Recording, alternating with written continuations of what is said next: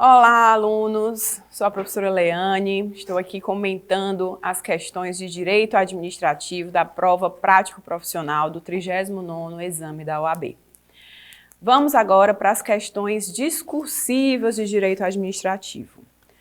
O enunciado da questão 1 diz o seguinte: a União fez publicar um edital de licitação na modalidade concorrência para uma grande obra de infraestrutura, inicialmente orçada em 300 milhões de reais, a caracterizar, portanto, um contrato de grande vulto nos termos da nova lei de licitações aplicável à hipótese.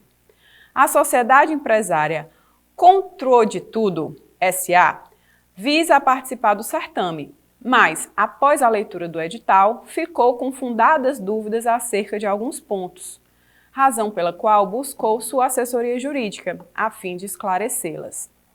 Diante dessa situação hipotética, responda fundamentadamente aos questionamentos a seguir.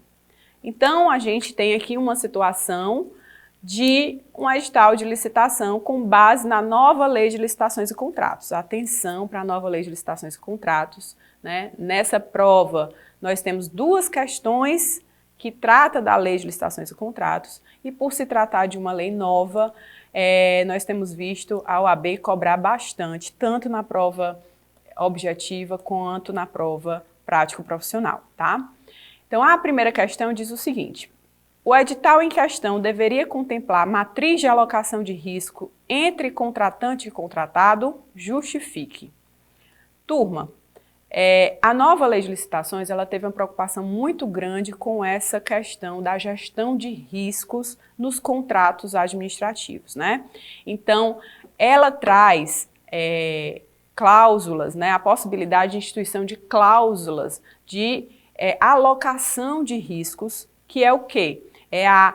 O estabelecimento, a identificação dos riscos em que incorre o contrato e o estabelecimento de responsabilidade por cada um dos riscos ao contratante ou ao contratado, de modo que essa alocação confira maior segurança jurídica para, na ocorrência de um desses eventos, aquele que está sendo responsabilizado pelo risco adote as providências cabíveis e se responsabilize pelos efeitos financeiros da eventual concretização do risco, tá? Então, nos termos do artigo 6º, inciso 22, a matriz de risco ela é a cláusula contratual definidora de riscos e de responsabilidades entre as partes e caracterizadora do equilíbrio econômico-financeiro inicial do contrato, tá? Essa matriz de risco ela vai promover a alocação eficiente dos riscos, estabelecendo a responsabilidade de cada um.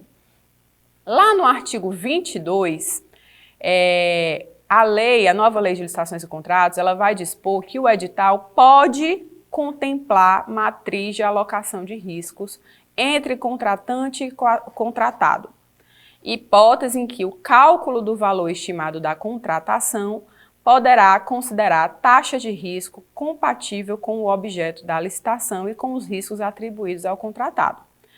Então, turma, o artigo 22, ele traz uma faculdade. Ele diz, o edital poderá contemplar matriz de alocação de riscos. Por que poderá? Porque não é todo contrato, não é todo ajuste firmado pela administração pública que vai requerer uma cláusula específica de alocação de riscos. No entanto, esse mesmo artigo 22, no seu parágrafo 3º, ele vai dizer que, quando a contratação se referir a obras e serviços de grande vulto, aí o edital obrigatoriamente contemplará essa matriz de alocação de riscos. Então, respondendo o item A, a alocação de riscos entre contratante e contratado deve estar previsto no edital? Sim, com base no artigo 22, parágrafo 3º. E aí recomenda-se fazer essa contextualização na questão do que é a cláusula de matriz de riscos, né? Quando é que o edital deve estabelecer obrigatoriamente e que a lei, no caput do artigo 22, estabeleceu para os demais casos como uma faculdade, certo? Com relação ao item B, É possível exigir do licitante vencedor a implementação de programa de integridade?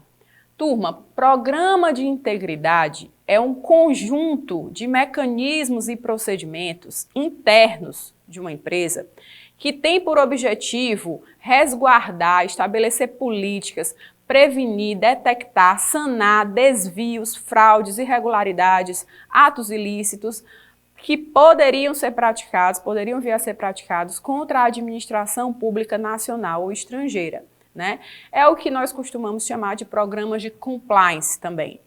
E a lei também voltada para essa prevenção de riscos, mitigação de situações em que a moralidade pública pode vir a ser violada, ela trouxe esse programa de integridade como uma obrigação para as contratações de grande vulto.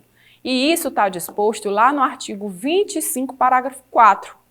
Nas contratações de obras, serviços e fornecimentos de grande vulto, o edital deverá prever a obrigatoriedade de implementação de programas de integridade pelo licitante vencedor no prazo de 6 meses contados da elaboração do contrato. Então, sim, nos contratos de grande vulto, o edital deverá prever obrigatoriamente a implementação de programas de integridade. Vamos agora para a questão de número 2. A questão de número 2 também vai abordar a nova Lei de Licitações e Contratos. O enunciado diz o seguinte: a Sociedade Empresária Alfa foi contratada pelo Estado Beta para prestar determinados serviços na área de tecnologia da informação pelo prazo de 1 ano, sob o regime jurídico da nova Lei de Licitações e Contratos. Atualmente, no curso da execução do contrato, o Estado Beta já está com atraso de 80 dias, contado da emissão da nota fiscal de parcelas de pagamentos devidos pela administração, por despesas e serviços já prestados pela Sociedade Empresária Alfa. Sabe-se que o contrato em tela não contém cláusula compromissória ou compromisso arbitral. Cansado de tentar receber os valores devidos, o sócio administrador da empresa Alfa contrata você como advogado, pois pretende extinguir o contrato. Sobre o caso narrado, responda os itens a seguir. A contratada tem direito à extinção do contrato?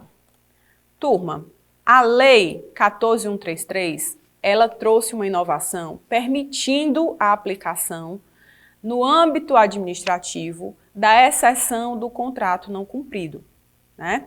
Que é o quê? É aquela possibilidade de eu argumentar, eu arguir o descumprimento de cláusulas em razão do descumprimento anterior do outro contratante, né?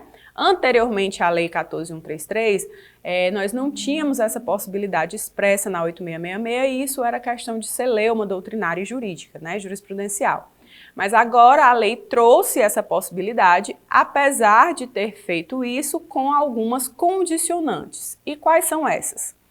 O artigo 137, parágrafo 2º, inciso 4, ele estabeleceu que o contratado terá direito à extinção do contrato por atraso superior a 2 meses contados da emissão da nota fiscal, dos pagamentos ou de parcelas devidos pela administração. Então, a lei permite que o contratado pleiteie, e isso vai ser judicial, né? Judicialmente, a extinção do contrato quando a administração ela tem um atraso superior a 2 meses do pagamento das faturas, das notas e dos serviços, certo?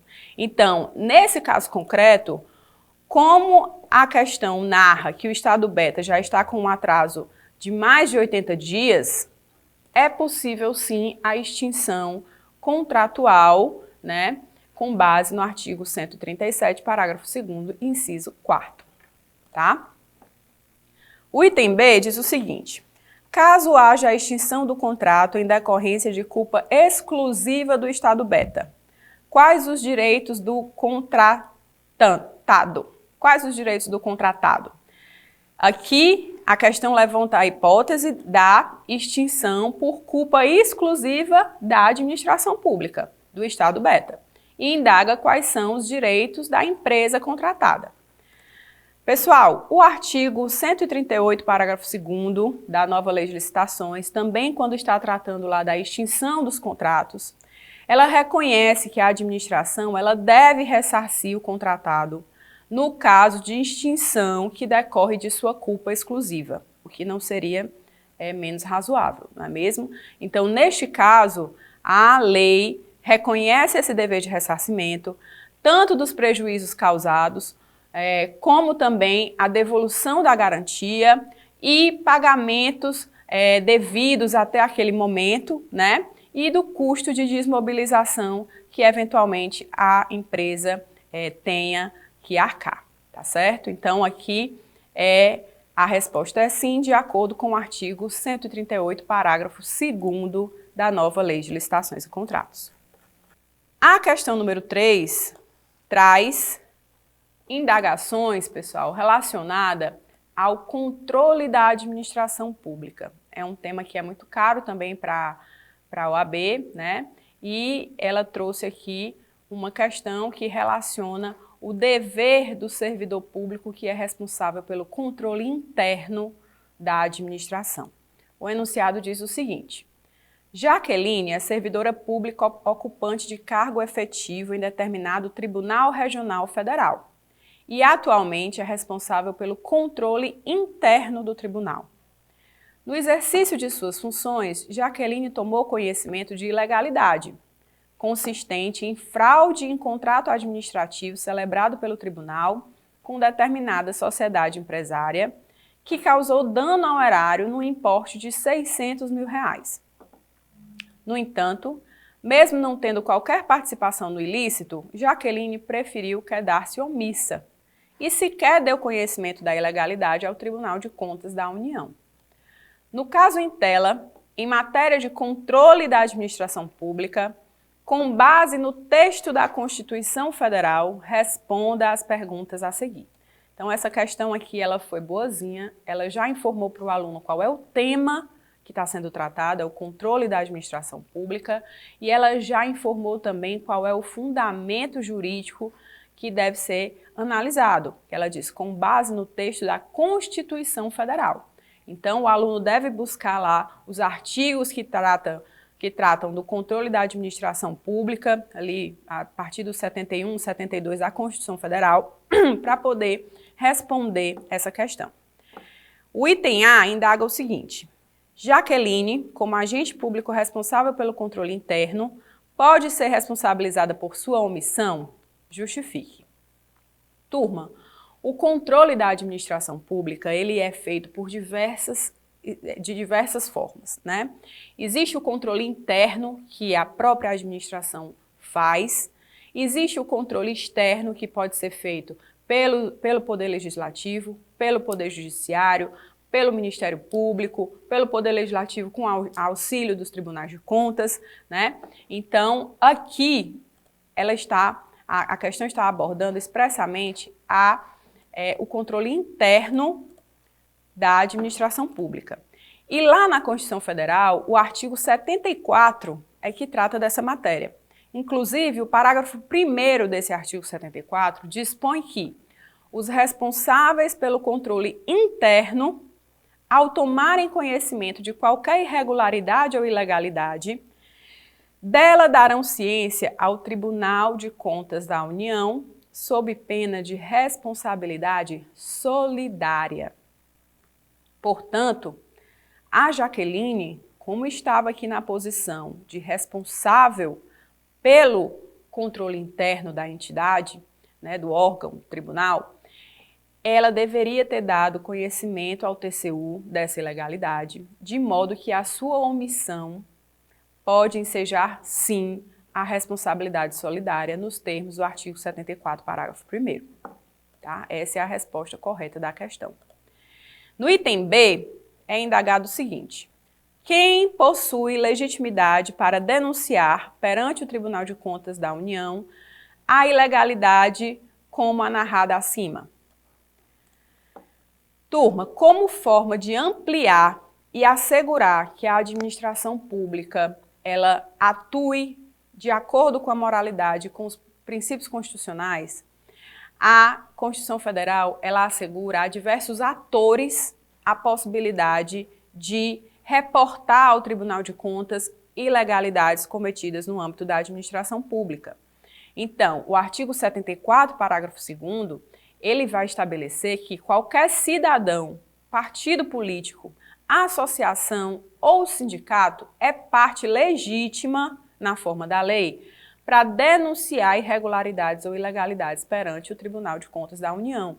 A Constituição estabelece essa regra como forma de dar uma maior amplitude à proteção à moralidade administrativa, à legalidade administrativa, permitindo, portanto, que qualquer cidadão, partido, associação ou sindicato faça uma representação perante o TCU para reportar, para denunciar ilegalidades ou práticas, né, inconstitucionais praticadas no âmbito da administração pública, tá?